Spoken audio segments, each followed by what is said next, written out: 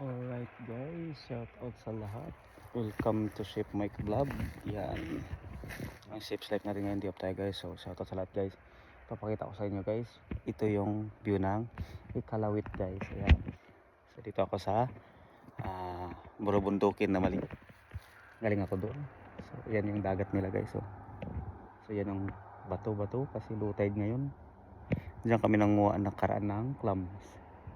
Pero wala naman kami nakuha sa 2 hours namin na naghahanap, wala kami nakuha.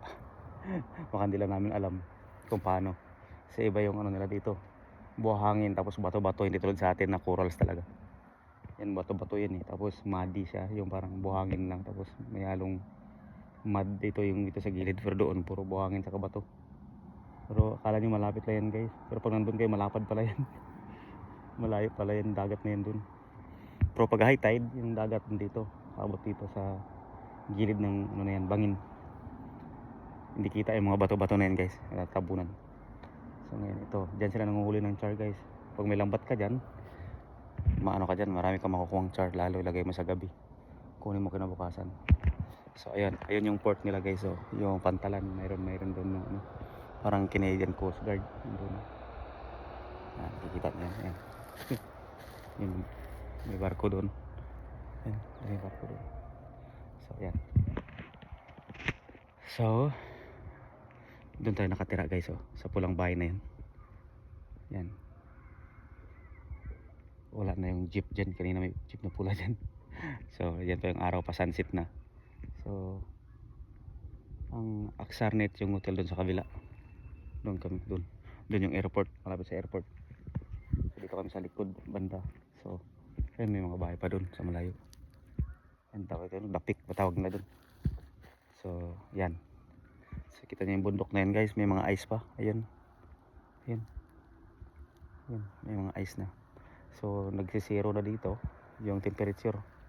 So magwi-winter na. So 9, positive 9 nata ngayon. So ngayon ano na, 7, 6, 4. Sa umaga malamig, parang ganun. 2, 3. So ito yung view guys. So ayan guys, kita niyo yun. May airplane, jet ba yan? Yan may jet na dumaan yan. So nandyan yung airport dito sa kabila at saka yung Aksarnet Hotel.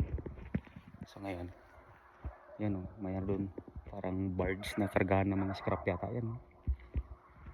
Dadalhin nila yun sa ano, alam, sa Ottawa, yung mga kalakal.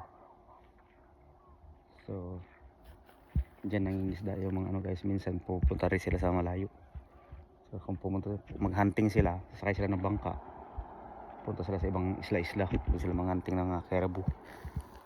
Tapos yung tawag dito, yung seal, yun, yung parang tawag to, yung parang rumba-rumba, parang dolphins. So yan,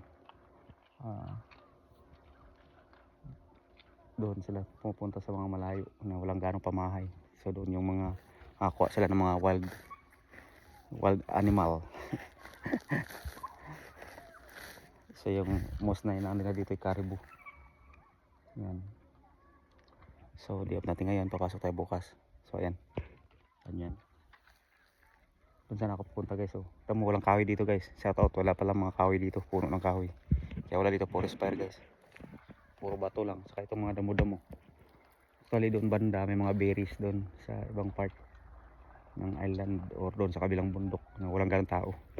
May mga wild berries doon, so mga blueberry, cranberry, yung kuran yun.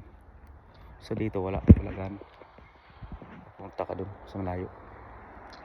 So ayan, bababa na tayo guys, kasi dinala ni Muhan na doon, ni paring Muhan na yung ating alak na in-order namin online, kasi wala ka dito mabilan ng whiskey, puro beer saka wine lang.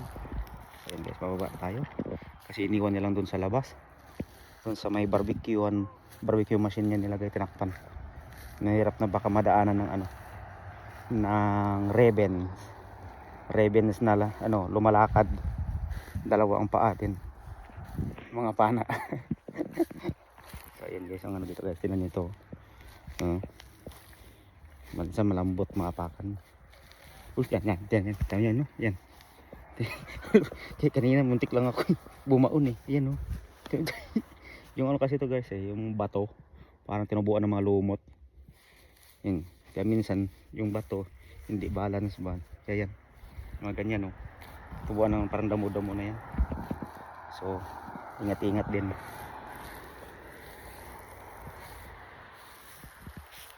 So, ayan guys. So, dito tayo daan. Dito ako dumaan kanina eh. Dun. Kasi nahiya ako dumaan sa mga kumahay. Makasabihin nila. Dumadaan ako sa property nila, di ba? So, ayan. Bababa tayo. Tayo daan dito. Low tide ngayon. Right?